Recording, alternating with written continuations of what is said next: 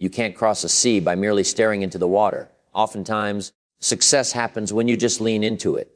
When you make yourself open to opportunities and are willing to do what it takes to pursue it further, without a contract, without a promise of success, without any expectation whatsoever.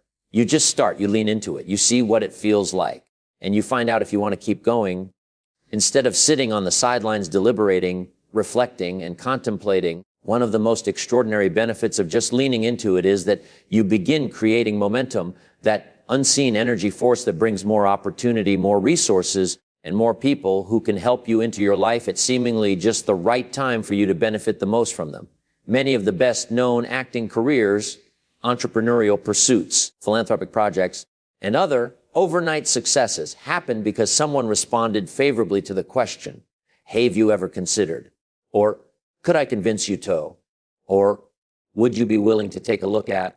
They leaned into it. Take the first step in faith. You don't have to see the whole staircase. Just take the first step. Of course, just leaning into a project or opportunity also means you must be willing to start without necessarily seeing the entire pathway from the beginning. You must be willing to lean into it and see how it unfolds. Often we have a dream, and because we can't see how we're going to achieve it, we are afraid to start, afraid to commit ourselves because the path is unclear and the outcome is uncertain. But leaning into it requires that you be willing to explore, to enter unknown waters, trusting that a port will appear. Simply start, then keep taking what feel like logical next steps, and the journey will ultimately take you to where you want to go, or even someplace better. From as early as she could remember, she wanted to be a singer. She didn't know where her dream would eventually lead her, but she knew she had to find out. She leaned into it and took some singing lessons, then eventually got a job singing weekends at the local country club. She leaned into it a little more, and at 26 years old, she packed her bags to pursue her dream of becoming a songwriter and recording artist.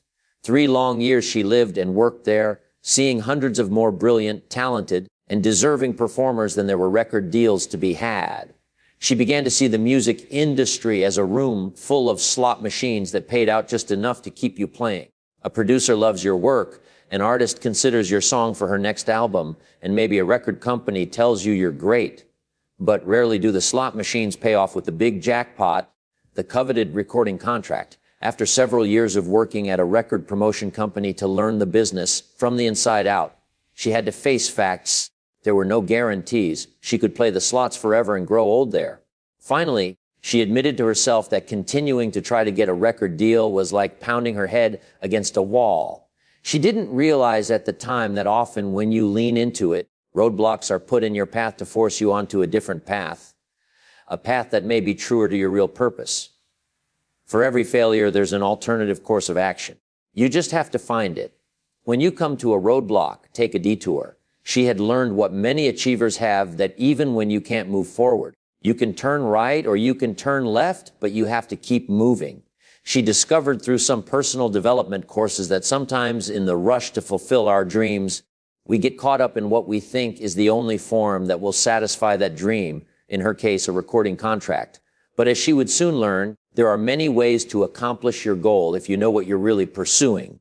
Because underneath her desire to land a record deal was a deeper motivating need, the real motivation for her dream, to use her music to uplift, inspire, and offer hope to people.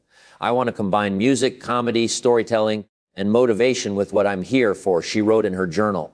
I am an artist and my art is unfolding before me. The roadblock that blocked my path has been lifted. Emboldened by this new insight, she began to play anywhere people would let her. Where 2 or more are gathered, I will bring my guitar became her motto. She played in living rooms, driveways, schools, churches, anywhere she could. But she was still at a loss to figure out how to combine her talents in a way that would be helpful to people and pay her a modest income. There was no one out there already doing what she wanted to do, combining music, comedy, storytelling, and motivation. There was no career path already laid out to follow, no footsteps to walk in. She was charting new territory. She didn't know where she was going or what form it would ultimately take, but she kept leaning into it. She began to work odd jobs, always leaning into it, trying to figure out how to turn her passion for her art and her desire to help people into something she could make a living from. So I'm willing to use my gifts to make this world a better place, she wrote in her journal.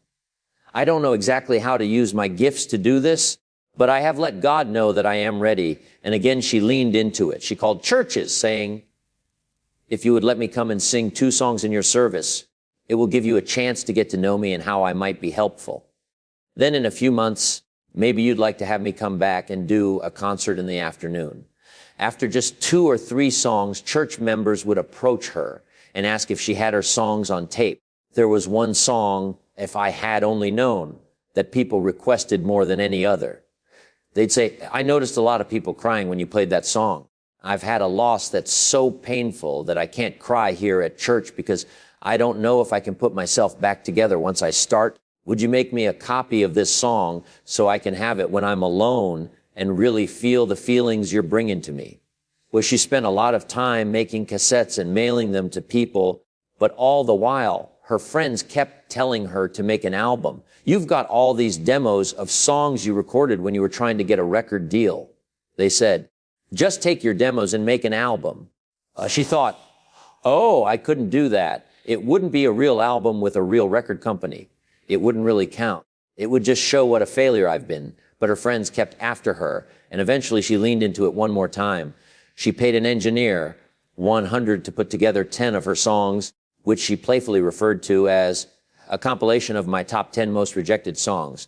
She made the covers at a copy shop and reproduced 100 cassettes, which she now laughingly recalls she thought would be a lifetime supply. As she traveled from living room to living room and tiny church to tiny church, she set out her cassettes on a card table and sold them after her performance. Then came the turning point. My husband went with me to a church, she recalls.